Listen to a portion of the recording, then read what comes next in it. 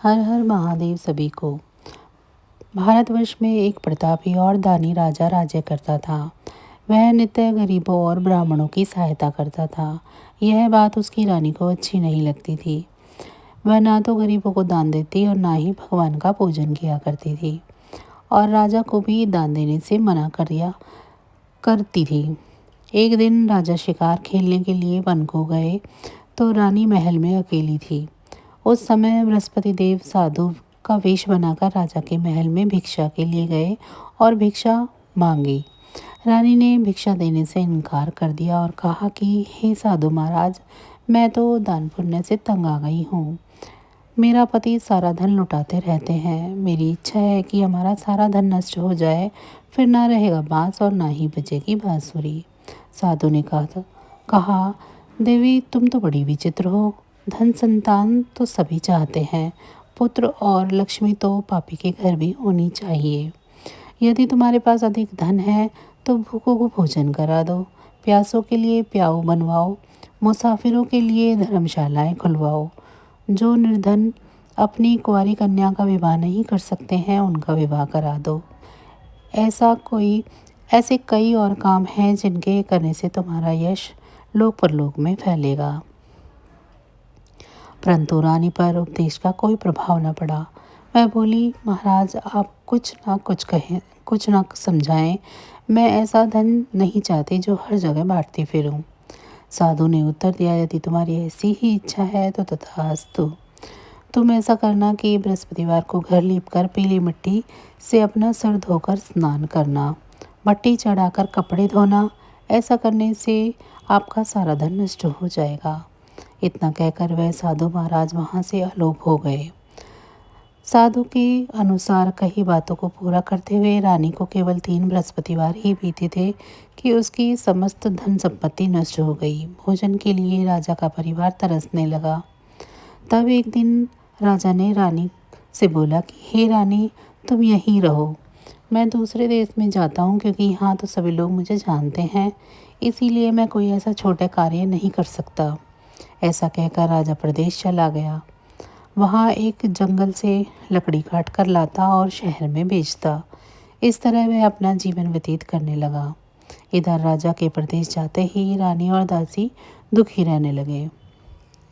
एक बार जब रानी और दासी को 7 दिन तक भोजन के बिना रहना पड़ा तो रानी ने अपनी दासी से कहा, हे दासी, पास ही के नगर में मेरी बहन रहती है। वह बड़ी ही धनवान है, तो उसके पास जाकर कुछ ले आ ताकि थोड़ी बहुत गुजर बसर हो जाए। दासी रानी की बहन के पास गई।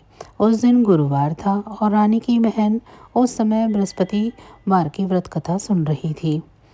दासी ने रानी की बहन को अपने रानी का संदेश दिया, लेकिन रानी की बड़ी बहन ने कोई उत्तर नहीं दिया। जब दासी को रानी की बहन से कोई उत्तर नहीं मिला तो वह बहुत दुखी हुई और उसे क्रोध भी आया। दासी ने वापस जाकर अपनी रानी को सारी बातें बता दी। सुनकर रानी ने अपने भाग्य को कोसा। उधर रानी की बहन ने सोचा कि मेरी बहन की दासी आई थी, परंतु मैं उससे नहीं बोली। इस पर वह बहुत दुखी हुई होगी।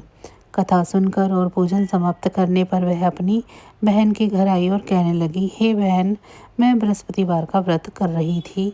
तुम्हारी दासी मेरे घर आई थी, परंतु जब तक कथा होती है तब तक ना तो उठते हैं और ना ही बोलते हैं, इसीलिए मैं नहीं बोली। कहो दासी क्यों आई थी?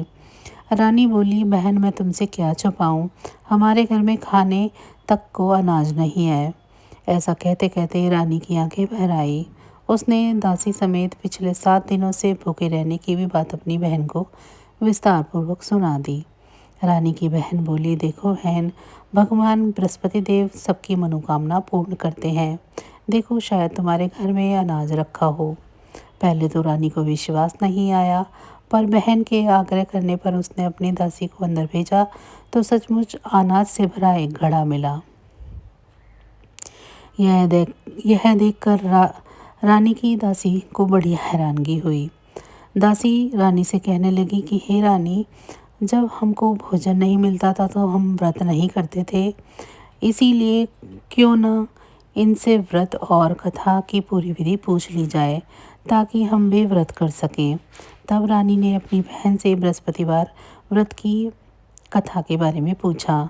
तब बहन ने बताया, बृहस्पतिवार के दिन व्रत में चने की दाल और मुनक्का से भगवान विष्णु का केले की जड़ में पूजन करें तथा दीप जलाएं।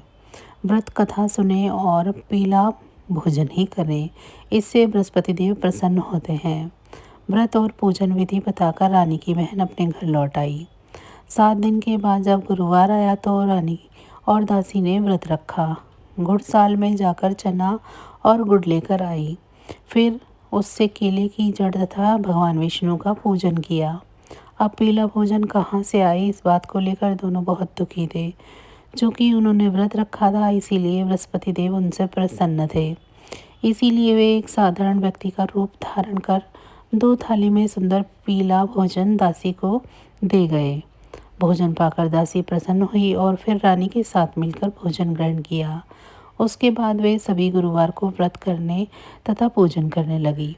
बृहस्पति भगवान की कृपा से उनके पास फिर से धन संपत्ति आ गई, परंतु रानी फिर से पहले की तरह आलस्य करने लगी। तब दासी बोली, देखो रानी, तुम पहले भी इस प्रकार आलस्य किया करती थी, तभी धन रखने में कष्ट होता था। इस कारण सभी धन नष्ट हो गया, और अब जब भगवान बृहस्पति की कृपा से धन मिला है तो तुम्हें फिर से आलस्य होता है।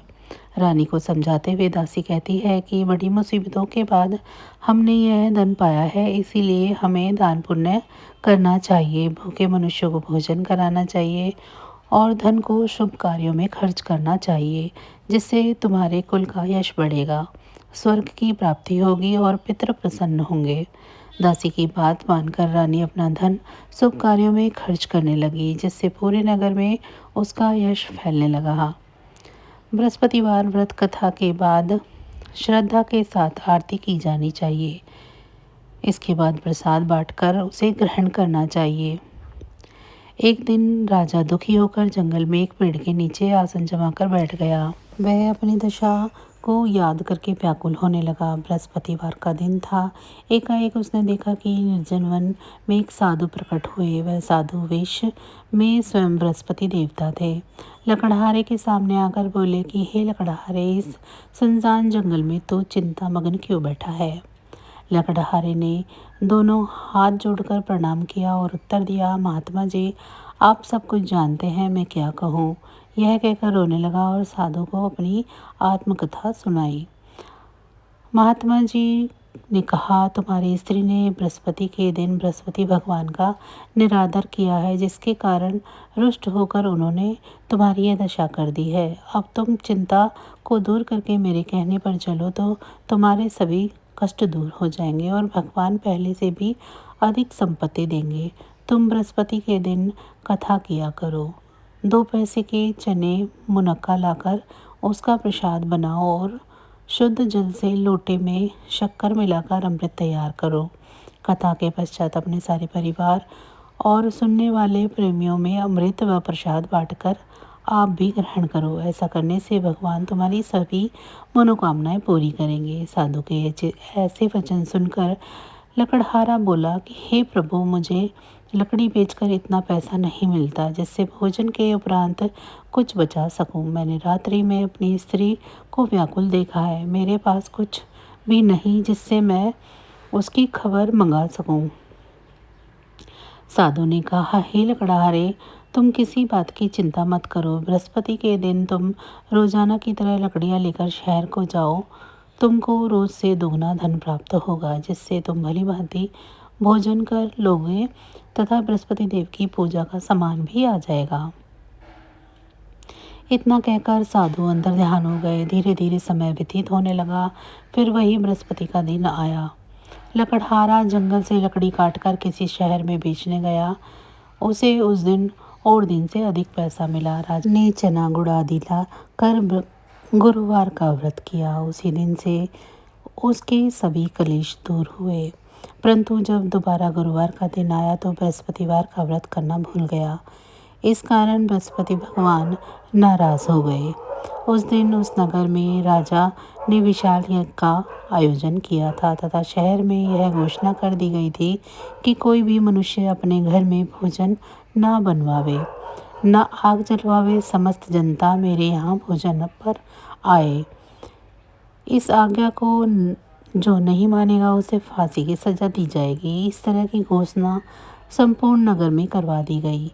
राजा की आज्ञा के अनुसार शहर के सभी लोग भोजन करने आए, लेकिन लकड़हारा कुछ देर से पहुंचा, इसीलिए राजा उसको अपने साथ घर लिवा ले गए और ले जाकर भोजन करा रहे थे तो रानी की दृष्टि उस खूंटी पर पड़ी जिस पर उसका हार लटका हुआ था। वह वहाँ पर दिखाई नहीं दिया। रानी ने आश्चर्य किया कि मेरा हार इस मनुष्य ने चुरा लिया है। उसी समय सिपाहियों को बुलाकर उसको कारागार में डलवा दिया। जब लकड़हारा कारागार में पड़ गया और बहुत दुखी होकर विचार करने लगा कि न जाने कौन से पूर्व जन्म के कर्म से मुझे यह दुख प्राप्त हुआ है, और उसी साधु को याद करने लगा जो जंगल में मिला था। उसी समय तत्काल बृहस्पति देव साधु के रूप में प्रकट हुए और उसकी दशा को देखकर कहने लगे, अरे मूर्ख, तूने बृहस्पति देव की कथा नहीं करी, इस कारण तुझे ये दुख प्राप्त हुआ है। अब चिंता मत कर। बृहस्पतिवार के दिन कारागार के दरवाजे पर 4 पैसे पड़े मिलेंगे। उनसे तो बृहस्पति देव की पूजा करना, तेरे समस्त कष्ट दूर हो जाएंगे। बृहस्पतिवार के दिन उसे 4 पैसे मिले। लकड़हारा ने कथा कही। उसी रात्रि को बृहस्पति देव ने उस नगर के राजा को सपने में कहा कि हे राजा, तुमने जिस आदमी को कारागार में बंद किया है वह निर्दोष है, वह राजा है, उसे छोड़ देना। रानी का हार उसी खूंटी पर लटका है। अगर तू ऐसा नहीं करेगा तो मैं तेरे राज्य को नष्ट कर दूंगा। इस तरह रात्रि के सपन को देखकर राजा प्रातःकाल उठा और खूंटी पर हार देखकर लकड़हारे को बुलाकर क्षमा मांगी तथा लकड़हारे को योग्य सुंदर वस्त्र आभूषण देकर विदा किया। बृहस्पति देव की आज्ञा अनुसार लकड़हारा अपने नगर को चल दिया। राजा जब अपने नगर के निकट पहुंचा तो उसे बड़ा आश्चर्य हुआ। नगर में पहले से अधिक बाग, तालाब, कुएं तथा बहुत सी धर्मशालाएं, मंदिर आदि बन गई हैं। राजा ने पूछा कि यह किसका बाग है और धर्मशाला है। तब नगर के सब लोग कहने लगे कि यह सब रानी और दासी के हैं। तो राजा को आश्चर्य हुआ और गुस्सा भी आया। जब रानी ने ये खबर सुनी कि राजा आ रहे हैं तो उन्होंने बांदी से कहा कि हे दासी, देख राजा तुमको कितनी बुरी हालत में छोड़कर गए थे। हमारी ऐसी हालत देखकर वह लौट न जाएं, इसीलिए तो दरवाजे पर खड़ी हो जा। आज्ञा अनुसार दासी दरवाजे पर खड़ी हो गई। राजा आए तो उन्हें अपने साथ लिवा लाई। तब राजा ने क्रोध करके अपनी रानी से पूछा कि यह धन तुम्हारे को कैसे प्राप्त हुआ। तब उन्होंने कहा, हमें यह सब धन बृहस्पति देव के इस व्रत के प्रभाव से प्राप्त हुआ है। राजा ने आश्चर्य किया कि 7 रोज बाद तो सभी बृहस्पति देव का पूजन करते हैं, परंतु मैं प्रतिदिन दिन में 3 बार कहानी तथा रोज व्रत किया करूँगा। अब हर समय राजा के दुपट्टे में चने की दाल बंधी रहती तथा दिन में 3 बार कहानी कहता। एक रोज राजा ने विचार किया कि चलो अपनी बहन के यहाँ हो आवे। इस तरह निश्चय कर राजा घोड़े पर सवार हो अपनी बहन के यहाँ चलने लगा। मार्ग में उसने देखा कि कुछ आदमी एक मुर्दे को लिए जा रहे थे। उन्हें रोककर राजा ने कहा, अरे भाइयों, मेरी बृहस्पति देव की कथा सुन लो। वे बोले, हमारा तो आदमी मर गया है, इसको अपनी कथा की पड़ी है। परंतु कुछ आदमी बोले, अच्छा कहो, हम तुम्हारी कथा भी सुनेंगे। राजा ने दाल निकाली और जब कथा आधी हुई तो मुर्दा हिलने लग गया, और जब तक कथा समाप्त हो गई तो राम राम करके मनुष्य उठकर खड़ा हो गया। आगे मार्ग में उसे एक किसान खेत में हल चलाता मिला। राजा ने उसे देख उससे कहा, अरे भैया, तुम मेरी बृहस्पतिवार की कथा सुन लो। किसान बोला, जब तक मैं तेरी कथा सुनूंगा तब तक तो 4 या जोत लूँगा। जा अपनी कथा किसी और को सुनाना। इस तरह राजा आगे चलने लगा। राजा के हटते ही बैल पछाड़ खाकर गिर गए तथा किसान के पेट में बड़ी जोर से दर्द होने लगा। उस समय उसकी माँ रोटी लेकर आई। उसने जब यह देखा कि अपने पुत्र से सब हाल पूछा और बेटे ने सभी हाल कह दिया। बुढ़िया दौड़ी दौड़ी उस घुड़सवार के पास आई और बोली कि मैं तेरी कथा सुनूंगी तो अपनी कथा मेरे खेत पर चलकर सुनाना। राजा ने बुढ़िया के खेत पर जाकर कथा कही, जिसके सुनते ही वह बैल उठ खड़े हुए तथा किसान के पेट का दर्द भी बंद हो गया। राजा अपनी बहन के घर पहुंचा। बहन ने भाई की खूब मेहमान नवाजी करी। दूसरे रोज प्रातःकाल राजा जगा तो वह देखने लगा कि सब लोग भोजन कर रहे हैं। राजा ने अपनी बहन से कहा, ऐसा कोई मनुष्य है जिसने भोजन नहीं किया हो, वह मेरी बृहस्पतिवार की कथा सुन ले। बहन बोली, हे भैया, यह देश ऐसा ही है। पहले यहाँ लोग भोजन करते हैं, बाद में अन्य काम करते हैं। अगर कोई पड़ोस में हो तो दिखाती हूँ। वह ऐसा कहकर देखने चली गई, परंतु उसे कोई व्यक्ति न मिला जिसने भोजन न किया हो। अतः वह एक कुम्हार के घर गई जिसका लड़का बीमार था। उसे मालूम हुआ कि उसने 3 रोज से किसी भी तरह का भोजन नहीं किया है। रानी ने अपने भाई को कथा सुनाने के लिए कुम्हार के यहाँ कहा। वह तैयार हो गया। राजा ने जाकर बृहस्पतिवार की कथा कही, जिसको सुनकर वह लड़का ठीक हो गया। अब तो राजा की प्रशंसा होने लगी। एक रोज राजा ने अपनी बहन से कहा कि हे बहन, हम अपने घर को जाएंगे, तुम भी तैयार हो जाओ। राजा की बहन ने अपनी सास ने कहा कि चली जा, परंतु अपने लड़के को मत ले जाना, क्योंकि तेरे भाई की कोई औलाद नहीं है। बहन ने अपने भैया से कहा कि हे भैया, मैं तो चलूँगी पर बालक नहीं जाएगा। राजा बोला कि जब कोई बालक नहीं चलेगा तो तुम ही क्या करोगी। वह बड़े दुखी मन से राजा अपने नगर की ओर लौट आया। राजा ने अपनी रानी से कहा, हम निर्वंशी है, हमारा मुख देखने का धर्म नहीं है और कुछ भोजन आदि नहीं किया है। रानी बोली, हे प्रभु, बृहस्पति देव ने हमें सब कुछ दिया है, परंतु औलाद नहीं दिए तो वे अवश्य ही देंगे। उसी रात को बृहस्पति देव ने राजा को स्वप्न में कहा कि राजा उठ, सभी सोच त्याग दे, तेरी रानी गर्भ से है। राजा की यह बात सुनकर बहुत खुशी हुई। 9 महीने में से उसके गर्भ से एक सुंदर पुत्र की प्राप्ति हुई। तब राजा बोला, हे रानी, स्त्री बिना भोजन के रह सकती है पर बिना कहे नहीं रह सकती। जब मेरी बहन आवे तो मुझसे कहना मत। रानी ने सुनकर हाँ कह दिया। जब राजा की बहन ने यह शुभ समाचार सुना तो वह खुशी से बधाई देने के लिए भाई के घर आई। तभी रानी ने कहा, घोड़ा चढ़कर तो नहीं आई, गधा चढ़ी आई। राजा की बहन बोली, भाभी, मैं इस प्रकार न कहती तो तुम्हें औलाद कैसे मिलती। बृहस्पति देव ऐसे ही हैं, जैसी जिसके मन में कामनाएं हैं सभी को पूर्ण करते हैं।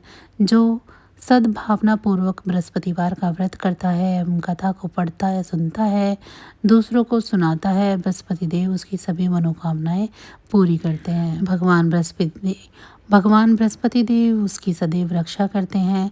संसार में जो मनुष्य सद्भावना से भगवान जी का पूजन व्रत सच्चे हृदय से करते हैं तो उसकी सभी मनोकामनाएं पूर्ण होती है। जैसी सच्ची भावना से रानी और राजा ने उनकी कथा का गुणगान किया तो उनकी सभी इच्छाएं बृहस्पति देव जी ने पूर्ण की थी। इसीलिए पूर्ण कथा सुनने के बाद प्रसाद लेकर जाना चाहिए। हृदय से उनका मनन करते हुए जयकारा बोलना चाहिए। बोलो बृहस्पति देव की जय, भगवान विष्णु की जय। तो बस आज की जानकारी इतनी ही थी। फिर मिलेंगे हम आपको ऐसी ही किसी अन्य जानकारी के साथ अगली वीडियो में। तब तक अगर आपको मेरी जानकारी अच्छी लगी है तो वीडियो को लाइक करें। चैनल को अभी तक सब्सक्राइब नहीं किया है तो चैनल को सब्सक्राइब कर लें और कमेंट बॉक्स में जय श्री विष्णु ज़रूर लिखें। इसी के साथ भगवान विष्णु जी की कृपा दृष्टि आप सभी पर सदैव बनी रहे। आप सभी का बहुत बहुत धन्यवाद।